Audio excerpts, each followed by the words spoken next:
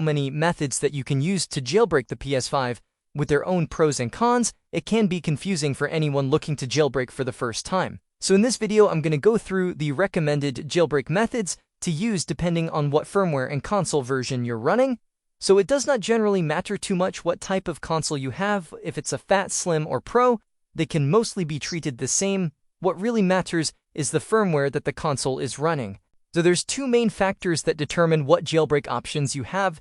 The main one is the firmware version, which is your system software version, and you can find that out by going into the settings, system, and then system software and console information. And if we zoom in on this long string of numbers, this section I've highlighted here is your firmware version. So my console is on firmware 12.00. You can currently jailbreak from firmwares as low as 1.00, so 01.00, all the way up to firmware 12.70, 12.70. So PlayStation patches jailbreaks and new firmware updates all the time, so the lower the number, the older the firmware is, and the more options you have to jailbreak it. Lower number equals better in this case, so note down your firmware version number that you have here. The second important factor is whether or not your console has a functioning disk drive, as there are jailbreaks that can be loaded from a game disc or Blu-ray disc that give you more options to jailbreak your console if you have a disc edition console. Now you might think that you can just buy the official disk drive for a Slim and install it and get it working and then use it to jailbreak, but the problem is that disk drives that are bought separately need to be paired to the console using PSN, which requires the console to be on the latest firmware, which patches all of the jailbreaks. So you cannot pair a new disk drive while remaining on an older firmware for jailbreaking. So you need to have a console that already has a functioning disk drive if you want to be able to use the jailbreaks that use the disk drive. Now the last thing to mention here is that all jailbreaks for the PS5 are tethered, which means you have to launch the jailbreak every time you power cycle the console.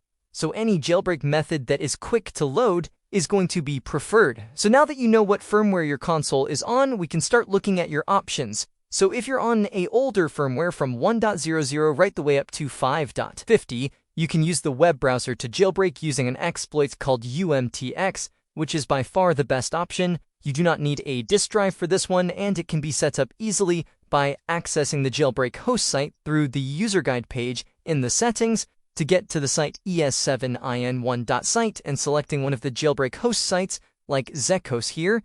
You load the jailbreak by clicking the button, and a few seconds later the jailbreak will be running and you'll be taken to a page of payloads that you can run on the console. Now once you're jailbroken, you can also install a shortcut on the home page so that you can load the jailbreak again quickly by selecting the shortcut, which will direct you straight to the page to load the jailbreak. This is the most mature jailbreak currently, and it can be used to load things like Linux on the PS5 to turn it into a Steam machine/gaming PC through a hypervisor exploit, and my web browser guide is linked down in the video description. So the web browser jailbreak definitely recommended on firmwares 1.0 to 5.50. It was patched after 5.50 though, so from firmware 6.0 and higher, the web browser exploit is not going to work. So from 6.0 to 10.1, your best bet is to use the YouTube jailbreak with the YouTube application to jailbreak the console with the lapse exploits. Now this jailbreak can be installed by restoring a backup file, which does reset your console, and that's one downside to this jailbreak, is that you will lose any installed games or save data that was already on your console beforehand when you restore the backup file. Now once the backup is restored, you can then load the YouTube application and it will just run through the jailbreak. Once complete, it should load the payload manager, which you can then use to load your payloads on the console, just like with the web browser jailbreak. Now this is where things change depending on whether or not you have a working disk drive in your console or not.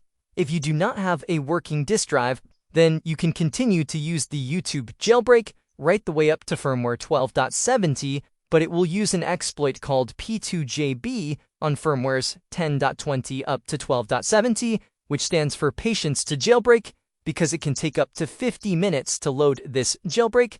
Now when loading the jailbreak from the YouTube application, a progress bar will then appear, and it will display how much longer you have to wait before the jailbreak is loaded. Once complete, it will then load the payload manager as normal. But again, not great because you have to wait 50 minutes to load the jailbreak. I also have a full guide for setting up the YouTube jailbreak linked below, but that's pretty much your only option if you have a digital edition console right now. However, if you have a working disk drive, then you have other options to jailbreak with a Blu-ray disc. Now, you can use a Blu-ray jailbreak from 6.00 to 12.00, but 6.0 to 7.61, it will use the UMTX exploit, which you can run with this ISO file from Victorious X. 8.00 to 12.00, the Blu-ray jailbreak was patched, so you actually need to use another jailbreak, like the YouTube app, to jailbreak once, and then run a payload that will unpatch the Blu-ray jailbreak. Once unpatched, I recommend using the Blu-ray jailbreak autoloader from its PLK, the ISO file there that you just burned to a blank or rewritable Blu-ray disc, which uses another exploit called poops, which will jailbreak within a few seconds, and then load the payload manager as normal.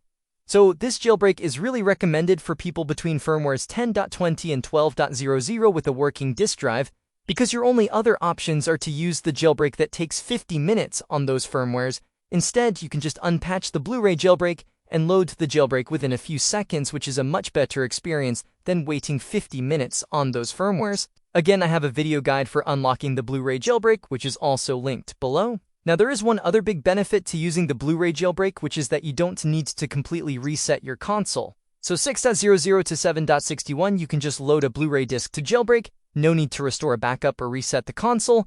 On 8.0 to 12.0, you need to use another jailbreak to unpatch it, as we've discussed, which would mean resetting your console to get the YouTube jailbreak installed to unpatch the Blu-ray jailbreak. However, what you can do is make a backup file beforehand of your own console with all of your saved data and installed applications before you install the YouTube jailbreak.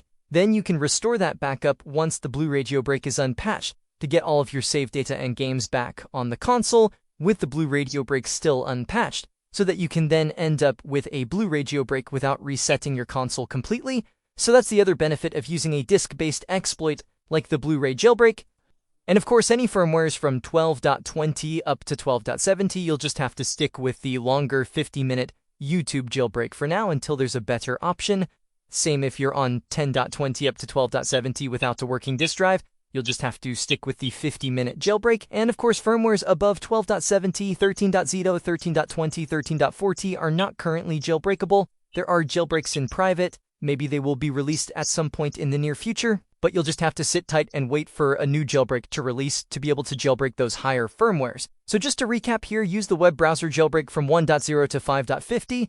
Then from 6.0 to 10.1, you can use the YouTube jailbreak with the fast lapse exploit, which only takes a few seconds. If you happen to have a Blu-ray drive, you can use the YouTube jailbreak to unpatch the Blu-ray drive exploit on 10.20 to 12.0 to be able to jailbreak within a few seconds using a Blu-ray disc. And if you don't have a working Blu-ray drive in your console and you're not able to burn discs, or you're on a firmware above 12.0, then you just stick with the 50-minute YouTube jailbreak up to firmware 12.70.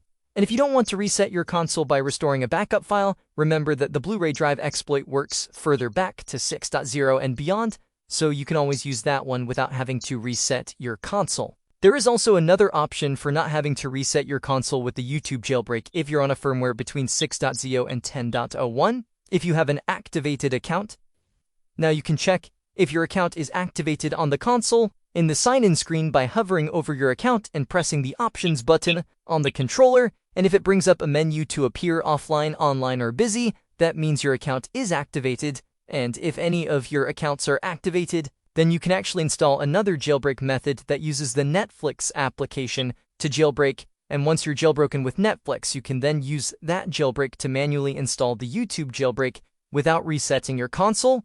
Then use the YouTube jailbreak as normal to jailbreak from then on, so that way you can get set up with the YouTube jailbreak without having to reset your console by restoring a backup file. So it's kind of a way that you can get around that. And again, I have a guide that walks you through that process too. Now, there are other jailbreak options like specific games that can be used to load jailbreaks, but those are generally less convenient to set up and use compared to the YouTube jailbreak. Hopefully that helped shed some light on what jailbreak method you should be considering for your PS5. So that's going to do it here for this one. Hope you guys enjoyed this video or found the information useful.